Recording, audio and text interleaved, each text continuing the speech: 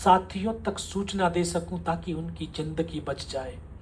और ये साहब सत्य है, अगर निस्वार्थ भाव, सच्ची श्रद्धा, सच्चे समर्पण के साथ उस ईश्वर अल्लाह वाहिगुरु को याद करते हैं, वो शक्ति तो साक्षात में पल भर में हमारे सामने आकर के खड़ी हो जाती है। चुपचाप पड़ा रहा, दोबारा से गोलियां मारता हुआ जब एक वेपन उठा रहा था, एक गोली मार रहा था, जब नजदीक आया तब इस मन और मस्तिष्क के अंदर एक विश्वास को पैदा किया, अपने आप से कमिटमेंट किया, अगर इसने सीने में और सर में गोली नहीं मारी, चाहे मेरे हाथ पैर दोनों ही काट करके क्यों ना ले जाएं, मैं उफ तक नहीं करूंगा और मैं जिंदा भी रहूंगा।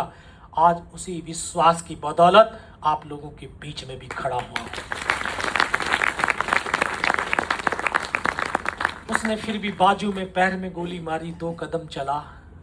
जैसे वो 2 कदम चलने के बाद रुका, उसके रुकते ही मेरे मन में विचार आया, शायद इसको पता चल गया मैं जिंदा हूं। अभी मन में विचार चल रहा था, तब तक तो वो वापस मुड़ा और मुड़ते उसने राइफल जब सीने की तरफ करी, तब एक पल के लिए, क्षण के लिए लगा योगेंद्र अब नहीं बचेगा। लेकिन कहते हैं जाको राखे साइयां मार सके ना कोई। और इस देश को भारत मां बोलते हैं, ऐसे नहीं बोलते, कंकर मिट्टी वाली जमीन नहीं है, ये सजीव है। मां भारती अपने बेटों की वीरता, शौर्य, पराक्रम और बलिदान को कभी दफन होने ही नहीं देती, किसी न किसी एक को जरूर माध्यम चुनती है।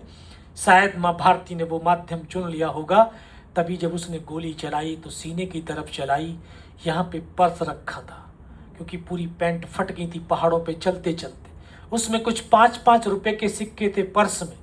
शायद मां भारती, उस परमात्मा ने उस सिक्कों को इकट्ठा कर दिया होगा। जब वो गोली चली तो जाकर के सिक्कों पे टकराई और रिकोचित हो गई। उस गोली के धक्के से, फोर्स से, पावर से लगा मैं तो मर गया हूं, मुझे कुछ भी ज्ञात नहीं था। पाकिस्तान का दूसरा जवान आया होगा, उसने जब मेरा AK-47 उठा करके जब जा रहा होगा, उसका पैर मेरे पैर से टकराया, तब एकदम से चेतना ही, लगा मैं तो जिंदा हूं।